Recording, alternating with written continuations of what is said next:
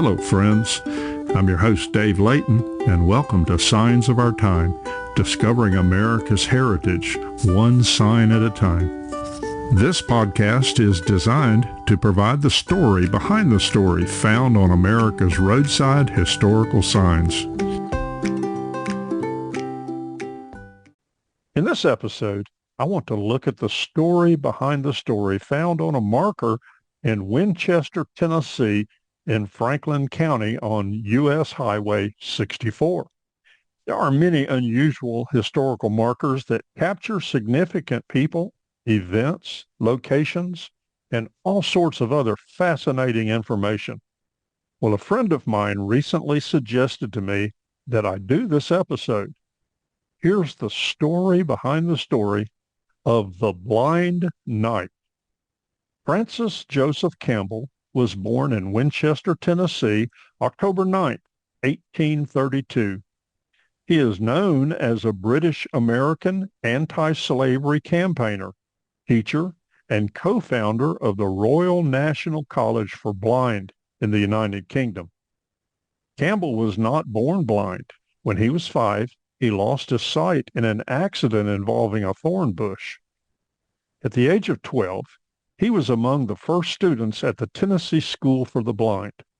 His interests involved music and mathematics. Any of these accomplishments are significant by themselves, but add to that the challenges of being blind, and we see that he was indeed a very special person. I am amazed that he was blind and able to learn mathematics. I am among those that are challenged with mathematics, and I can see. Even music, however, was a challenge for him. An early music teacher felt Campbell was hopeless as a musician and recommended he take up basket weaving or brush making. Well, Campbell was determined to follow his passion. That's indicative of his character. Campbell took lessons from a fellow student and was given another chance. After graduation at the age of 16, he became the new music teacher for the school. I love it. As happens many times when we experience something, maybe tragic or not, we're often drawn to it and excel in it. Campbell became passionate about the rights of blind persons. He also recognized slavery as cruel and inhumane, so became very vocal against it.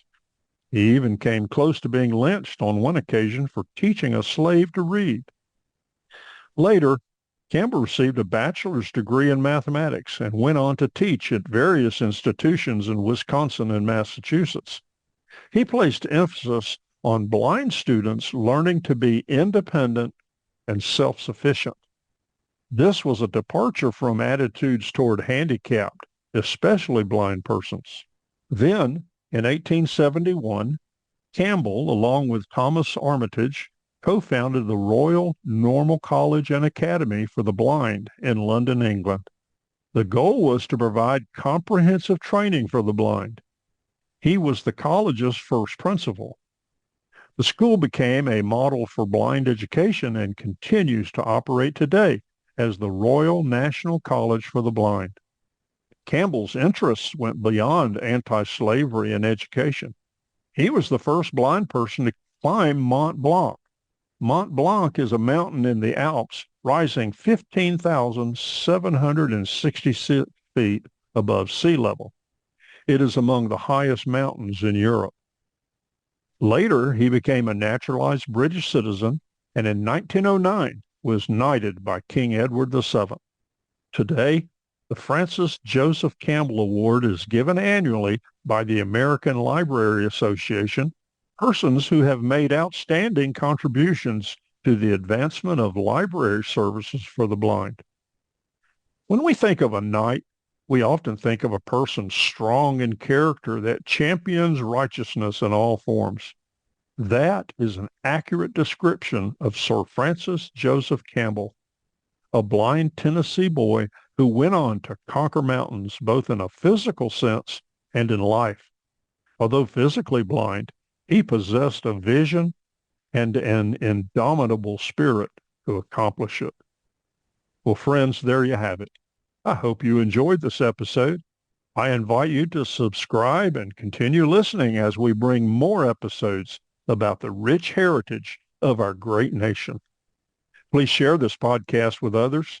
If you have interesting stories about historical signs and markers, email me at americanhistoricalmarkers@gmail.com.